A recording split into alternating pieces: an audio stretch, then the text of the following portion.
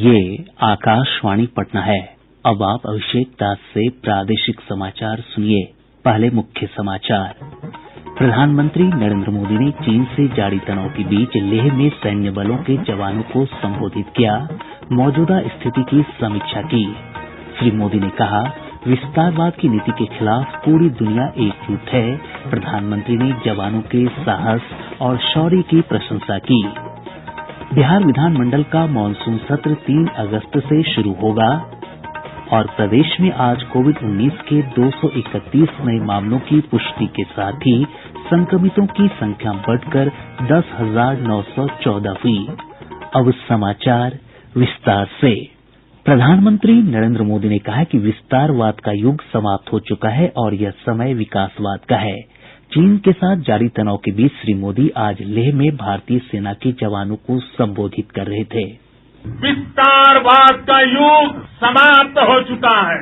ये युग विकासवाद का है। तेजी से बदलते हुए समय में विकासवाद ही प्रासंगिक है। विकासवाद के लिए अवसर है और विकासवाद ही भविष्य का आधार भी। श्री मोदी ने कहा कि विस्तारवाद की नीति हमेशा से मानवीय मूल्यों के खिलाफ रही है और इस तरह की ताकत या तो मिट गई है या मुड़ने के लिए मजबूर हो गई है। बीती शताब्दियों में विस्तारवाद ने ही मानवता का सबसे ज्यादा हित किया, मानवता को विनाश करने का प्रयास किया। विस्तारवाद की जीत जब किसी पर सवार हुई है, उसने हमेशा विश्व शांति के सामने खतरा पैदा किया। इतिहास गवाह है कि ऐसी ताकतें मिट गई हैं या मुड़ने के लिए मजबूर हो गई है। प्रधानमंत्री ने कहा कि एक बार फिर से पूरी दुनिया ने विस्तारवाद के खिलाफ मन बना लिया है और विकास की प्रतिस्पर्धा का स्वागत किया है। अब इस बार फिर से पूरे विश्व ने विस्तारवाद के खिलाफ मन बना लिया है। आज विश्व विकासवाद को समर्पित है और विकास की खुली स्पर्धा का स्वागत कर रहा है। श्री मोदी ने कहा कि भारत का इतिहास रहा है कि देश हमेशा हमलों के बाद और मजबूती के साथ खड़ा हुआ है। अनेकों आक्रांताओं के हमलों को, अत्याचारों का मुंह तोड़ जवाब दिया है और ये हमारी पहचान है। हर आक्रमण के बाद भारत और सशक्त होकर उभरा है। प्रधानमंत्री ने सैन्य बलों की हौसला अफजाई करते हुए कहा कि पूरा देश आपके समर्पण को नमन करता है। उन्होंने कहा कि देश को अपनी सेना पर अटूट विश्वास है और हरेक नागरिक देश के मान सम्मान की रक्षा के लिए आपके अतुलनीय समर्पण की प्रशंसा करता है। मैं गलवान घाटी में शहीद हुए अपने वीर जवानों को भी पुनः श्रद्धांजलि अर्पित करता हूं। इनमें पूरब से, पश्चिम से, उत्तर से, दक्षिण से देश के हर कोने के वीर अपना शौर्य दिखाते थे। उनके पराक्रम, उनके सिंहनाद से धरती अब भी उनका जयकारा कर रही है। आज हर देशवासी का सिर आपके सामने, अपने देश के वीर सैनिकों के सामने आदर पूर्वक नतमस्तक होकर के नमन करता है। प्रधानमंत्री ने कहा कि भारत ने अपनी सीमाओं पर खर्च 3 गुना बढ़ा दिया है। अब देश में बॉर्डर इंफ्रास्ट्रक्चर पर खर्च करीब 3 गुना कर दिया गया है। इससे बॉर्डर एरिया डेवलपमेंट और सीमा पर सड़कें, पुल बनाने का काम भी बहुत तेजी से हुआ। इसका एक बहुत बड़ा लाभ ये भी हुआ है कि अब आप तक सामान भी कम समय में पहुंचता है। इससे पूर्व आज सुबह अचानक लेह पहुंचकर प्रधानमंत्री ने नीमू में अग्रिम चौकी पर मौजूद वरिष्ठ अधिकारियों से मौजूदा स्थिति की जानकारी ली। श्री मोदी के साथ प्रमुख रक्षा अध्यक्ष जनरल बिपिन रावत और सेनाध्यक्ष मनोज मुकुंद नरवणे भी मौजूद थे। केंद्रीय गृह मंत्री अमित शाह ने कहा है कि प्रधानमंत्री नरेंद्र मोदी के लेह दौरे से हमारे जवानों का मनोबल निश्चित रूप से बढ़ेगा। उन्होंने ट्वीट कर कहा कि श्री मोदी लद्दाख में सेना, वायुसेना और आईटीबीपी के वीर जवानों के साथ हैं। रक्षा मंत्री राजनाथ सिंह ने कहा है कि प्रधानमंत्री का लद्दाख दौरा और सैनिकों के साथ उनकी बैठक उत्साहजनक है। उन्होंने कहा कि इससे निश्चित रूप से सेना का मनोबल बढ़ेगा। ट्विटर पर रक्षा मंत्री ने कहा कि सेना के हाथों में हमेशा देश की सीमाएं सुरक्षित रही हैं। उन्होंने इस पहल के लिए प्रधानमंत्री को धन्यवाद दिया। केंद्रीय विधि मंत्री रविशंकर प्रसाद ने ट्विटर पर कहा कि भारत को नरेंद्र मोदी पर गर्व है, जो आज हमारे बहादुर जवानों का साहस बढ़ाने के लिए ले पहुंचे। सूचना और प्रसारण मंत्री प्रकाश जावड़ेकर ने कहा कि प्रधानमंत्री के दौरे से सेना का मनोबल और बढ़ेगा। प्रधानमंत्री के लद्दाख दौरे को सोसाइटी फॉर पॉलिसी स्टडीज के निदेशक कोमोडोर सी उदय भास्कर ने वर्तमान हालातों में काफी महत्वपूर्ण बताया है। प्रधानमंत्री का लद्दाख यात्रा एलएसी के तनाव के संदर्भ में काफी अहम है। इसमें राष्ट्रीय दृढ़ता का संकेत है। इसमें सामरिक इशारा कई क्षेत्रों में है।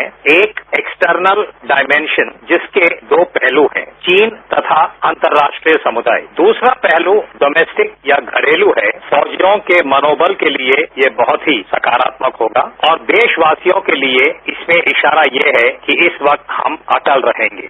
बिहार विधानमंडल का मानसून सत्र 3 अगस्त से शुरू होगा। मुख्यमंत्री नीतीश कुमार की अध्यक्षता में राज्य मंत्रिमंडल की हुई बैठक में इस आशय के प्रस्ताव को मंजूरी दी गयी। भारतीय आयुर्विज्ञान अनुसंधान परिषद आईसीएमआर सभी क्लिनिकल परीक्षण पूरे होने के बाद 15 अगस्त से स्वदेशी कोविड-19 वैक्सीन जारी करने की योजना बना रही है। आईसीएमआर ने वैक्सीन विकसित करने के लिए भारत बायोटेक इंटरनेशनल लिमिटेड के साथ भागीदारी की है। परिषद ने कंपनी से क्लिनिकल परीक्षण में तेजी लाने को कहा है। साथ ही भारत बायोटेक से यह सुनिश्चित करने को कहा गया है कि परीक्षण के लिए मरीजों के नाम दर्ज करने की प्रक्रिया 7 जुलाई से शुरू कर दी जाए। एक रिपोर्ट। आईसीएमआर और भारत बायोटेक ने संभावित कोविड-19 वैक्सीन के विकास के लिए हाथ मिलाया है। भारत बायोटेक ने इस लक्ष्य को पूरा करने के लिए अपने प्रयासों को गति दे दी है। हालांकि अंतिम परिणाम इस परियोजना में शामिल सभी क्लिनिकल ट्रायल साइटों के सहयोग पर निर्भर करेगा। कोविड-19 से निपटने के लिए भारत द्वारा विकसित किया जाने वाला ये पहला स्वदेशी टीका है और सरकार की शीर्ष प्राथमिकता में शामिल है। वैक्सीन SARS-CoV-2 स्ट्रेन से लिया गया है, जिसे ICMR national institute of virology Pune द्वारा अलग किया गया है। हाल ही में central drug standard control organisation ने भारत बायोटेक इंडिया को कोवैक्सीन नामक कोरोना वैक्सीन के लिए मानव परीक्षण करने की मंजूरी दी है। भूपेंद्र सिंह, आकाशवाणी समाचार, दिल्ली। इस बीच केंद्रीय औषध मानक नियंत्रण संगठन ने कोविड-19 वैक्सीन की संभावना के लिए जायडस कैडिला को मनुष्य पर पहले और दूसरे चरण के क्लिनिकल परीक्षण की अनुमति दे दी है। यह भारत बायोटेक की कोवैक्सीन के बाद दूसरी संभावित वैक्सीन है जिसे मनुष्य पर क्लिनिकल परीक्षण की मंजूरी मिली है। प्रादेशिक समाचार आप आकाशवाणी पटना से सुन रहे हैं।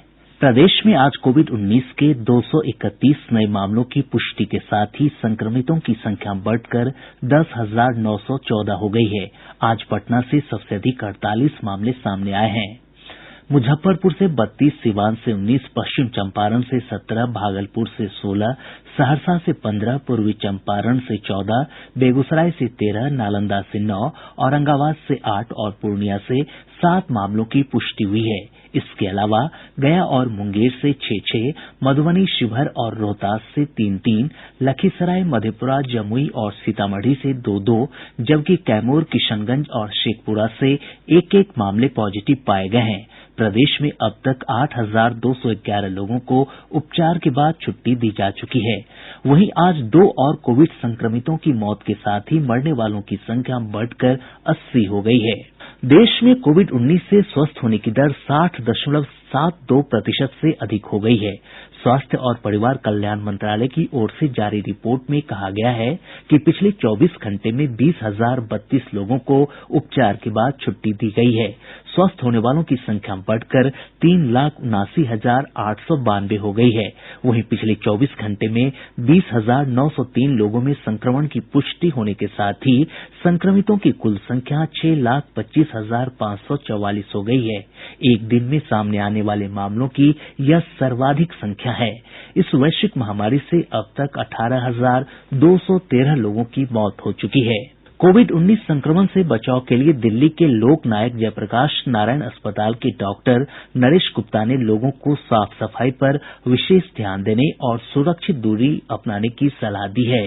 खांसने के समय ऐसा खांसना छींकना चाहिए कि दूसरे के ऊपर नहीं जाए। टिश्यू पेपर रखे, रुमाल रखे, कोहनी रखे, बचाव करे। एक इसमें और चीज आती है, वो आती है डिस्टेंसिंग का। जब वो खांसता छींकता है तो 1 से 2 मीटर तक वो जा सकती है। तो अगर आप पहले ही 1-2 मीटर का फासला बना के रखेंगे तो उसका आपके तक पहुंचने का अंदेशा बहुत कम हो जाता है। जो कॉन्टेक्ट ट्रांसमिशन की बात आई फॉर्माइड से, उसके लिए हम कहते हैं कि आप हाथ साफ करें। हाथ अगर आप धोते रहेंगे तो उसमें जो वायरस है वो साबुन पानी के द्वारा निकलता रहेगा। और उसके साथ साथ अगर जरूरत समझे या पानी नहीं हो तो आप सैनिटाइजर का इस्तेमाल भी कर सकते हैं। प्रदेश में सार्वजनिक स्थानों पर मास्क पहनना अनिवार्य कर दिया गया है। सूचना और जनसंपर्क विभाग के सचिव अनुपम कुमार ने बताया कि मास्क नहीं पहनने वाले लोगों पर 50 रुपए का जुर्माना किया जाएगा और उन्हें 2 मास्क दिए जाएंगे। उन्होंने बताया कि जुर्माने का उद्देश्य लोगों को मास्क पहनने के लिए प्रेरित करना है। प्रधानमंत्री गरीब कल्याण अन्न योजना के अंतर्गत प्रदेश के राशन कार्डधारियों के बीच अगले 5 महीने तक मुफ्त राशन के लिए 23 लाख मीट्रिक टन अतिरिक्त अनाज का आवंटन हुआ है। भारतीय खाद्य निगम के प्रबंध निदेशक डीबी प्रसाद ने ये जानकारी दी। प्रदेश में 19 अगस्त को आयोजित होने वाली बीएड संयुक्त प्रवेश परीक्षा अगले आदेश तक के लिए स्थगित कर दी गई है। मौसम विभाग ने अगले 48 घंटों के दौरान प्रदेश के अधिकतर हिस्सों में हल्की से मध्यम बारिश की संभावना जताई है। विभाग ने कहा है कि प्रदेश के अधिकतर हिस्सों में निम्न हवा के दबाव का एक क्षेत्र बना हुआ है, जिस कारण बारिश की स्थितियां बनी हुई हैं। आज सबसे अधिक पटना के श्रीपालपुर में 60 मिलीमीटर बारिश रिकॉर्ड की गई।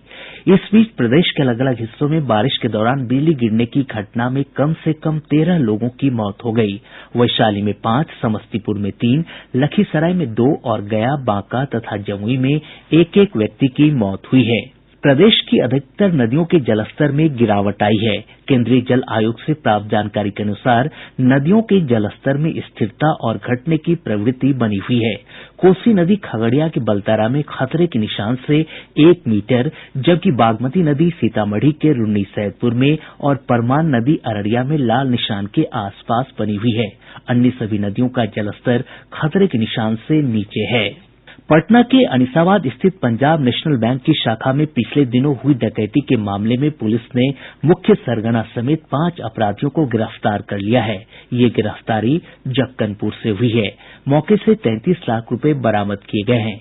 बक्सर के जिलाधिकारी अमन समीर ने नजारत शाखा में पदस्थापित लिपिक पंकज कुमार सिंह को 2 करोड़ रुपए अवैध निकासी के मामले में सेवा से बर्खास्त कर दिया है।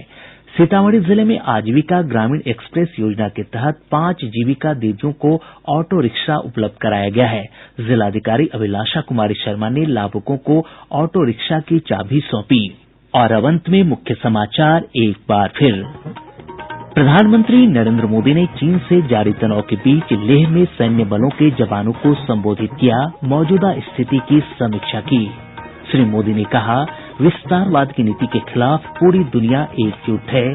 प्रधानमंत्री ने जवानों के साहस और शौर्य की प्रशंसा की। बिहार विधानमंडल का मानसून सत्र 3 अगस्त से शुरू होगा। और प्रदेश में आज कोविड-19 के 231 नए मामलों की पुष्टि के साथ ही संक्रमितों की संख्या बढ़कर 10,914 हुई। इसके साथ ही आकाशवाणी पटना से प्रसारित प्रादेशिक समाचार का ये अंक समाप्त हुआ। घर में रहिए, सुरक्षित रहिए और सुनते रहिए आकाशवाणी।